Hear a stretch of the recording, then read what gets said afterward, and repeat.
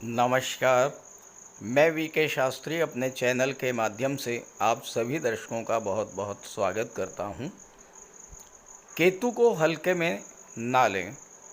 चंद्रमा के नक्षत्र में केतु, जी हाँ, केतु एक ऐसा ग्रह है जो सभी 9 ग्रहों में सबसे रहस्यमयी ग्रह है। कुंडली में राहु केतु हमेशा आमने सामने रहते हैं और विपरीत प्रभाव डालते हैं।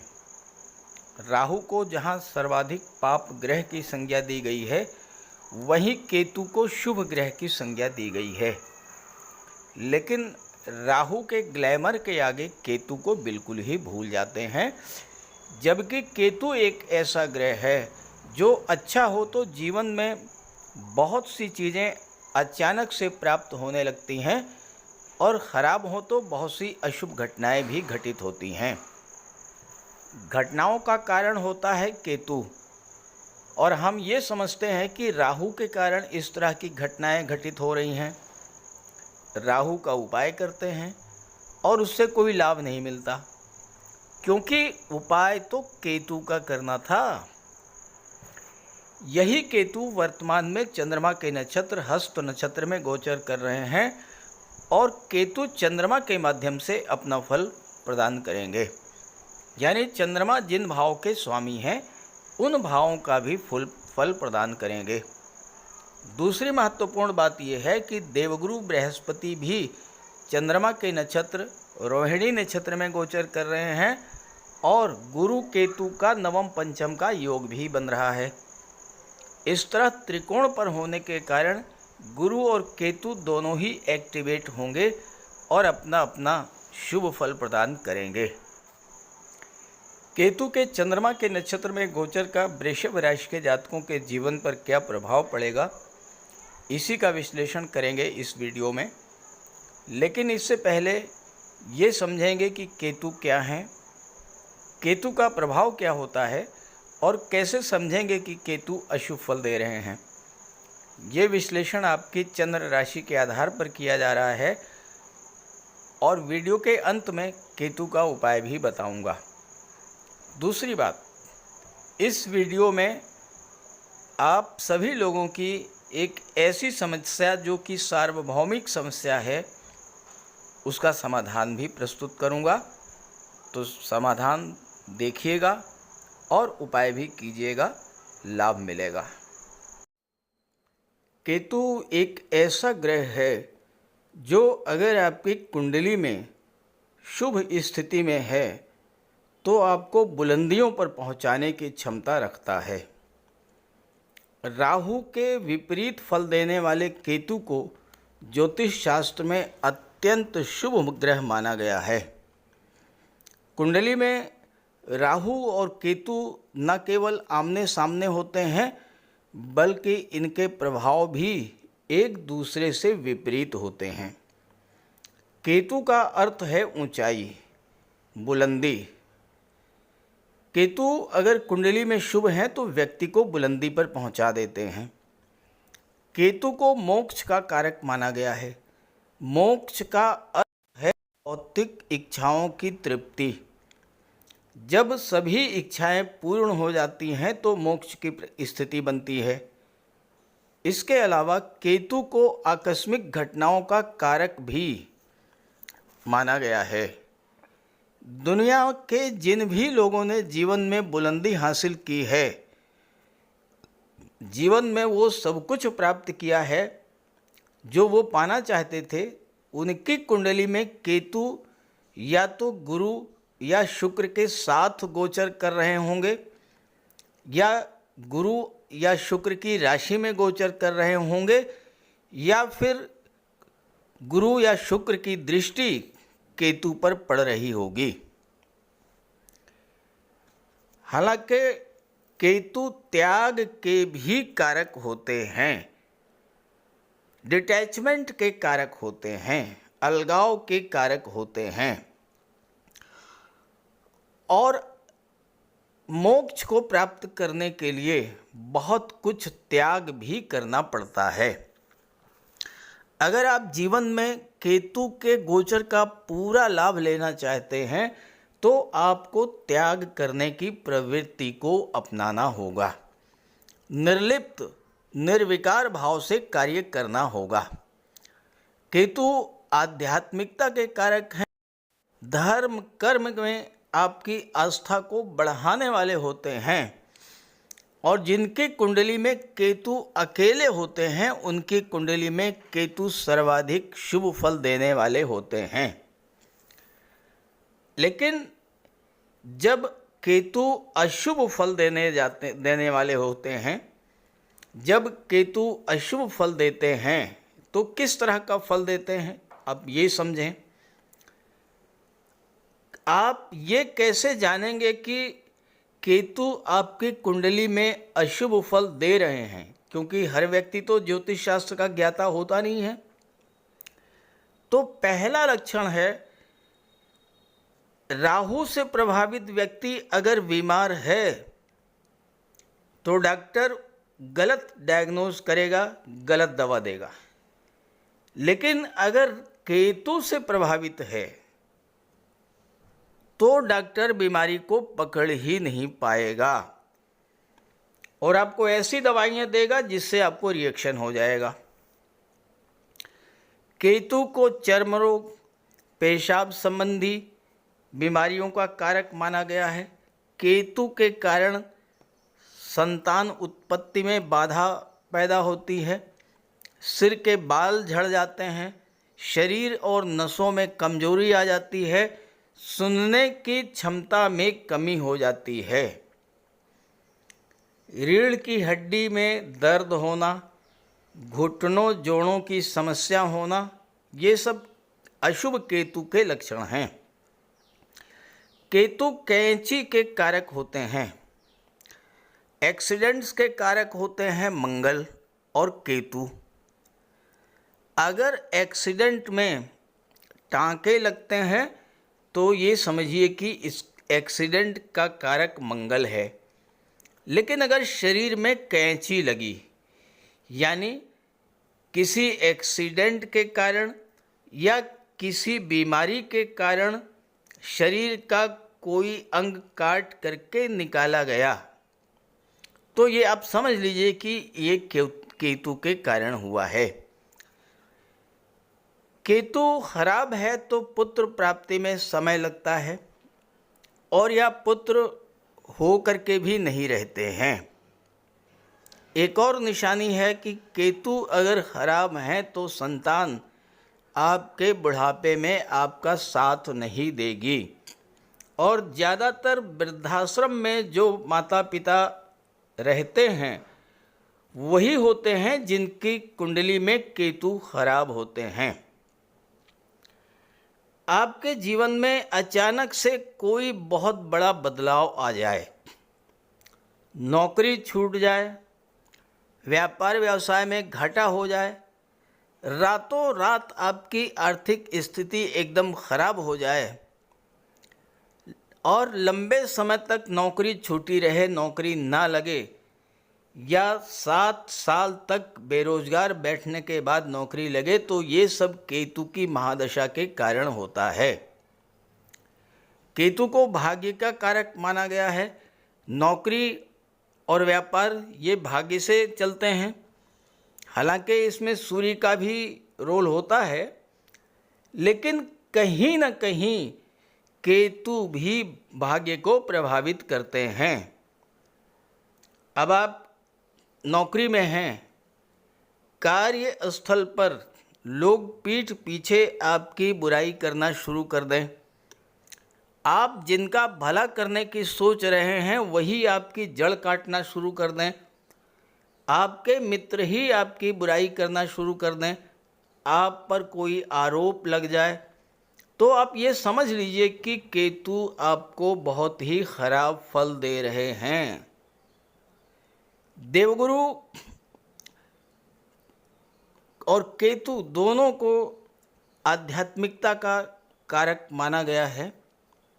केतु ईश्वर के प्रति लगन को बहुत अधिक आपकी बढ़ा देंगे, लेकिन केतु अगर नेगेटिव हुए, नकारात्मक हुए, सकारात्मक हुए, अच्छे हुए, शुभ हुए तो ईश्वर के प्रति लगन लग जाएगी।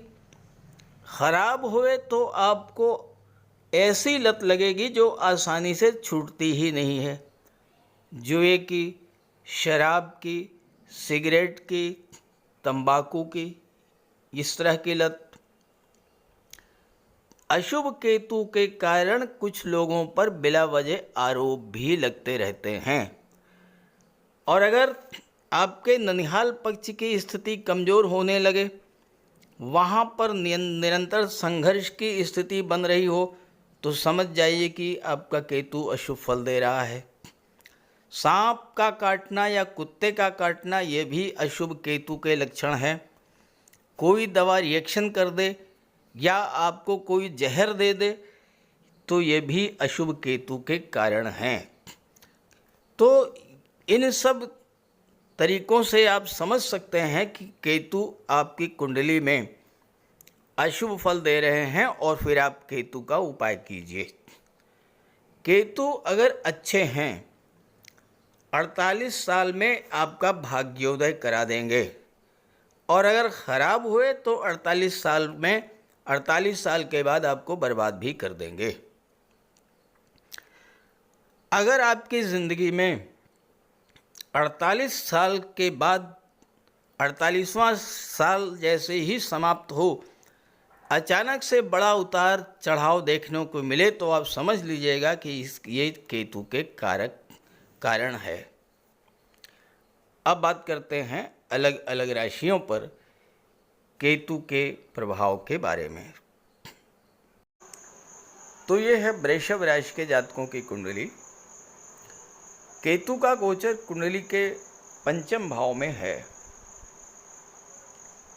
कुंडली का पंचम भाव सबसे शुभ भाव माना जाता है, और यहाँ पर चाहे गुरु हो चाहे केतु, दोनों ही जबरदस्त लाभ प्रदान करते हैं। यहाँ पर गोचर करते हुए केतु की दृष्टि भाग्य के भाव पर, लाभ के भाव पर और आपके लग्न के भाव पर पड़ेगी। देवगुरु आपके लग्न के भाव में गोचर कर रहे हैं, और गुरु और केतु में नवम पंचम योग बन रहा है। गुरु से काउंट कीजिए 1 2 3 4 5।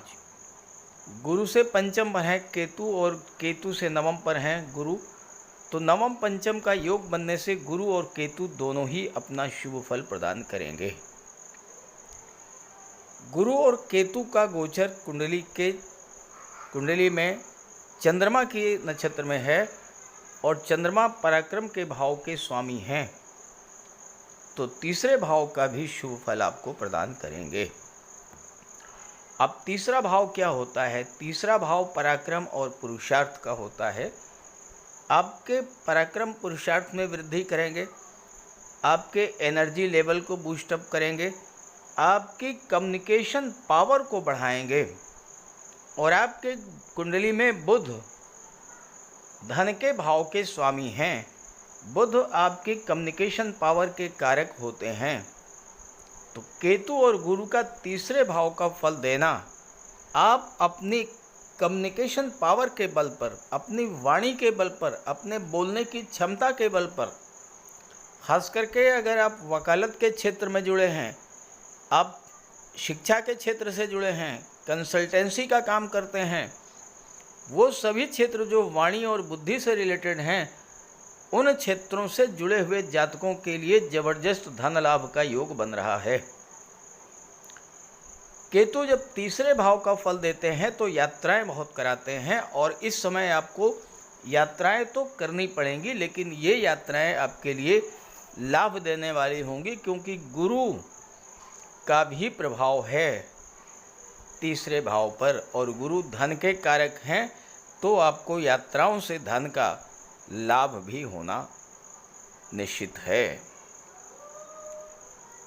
केतु 30 अक्टूबर को पंचम भाव में आए थे,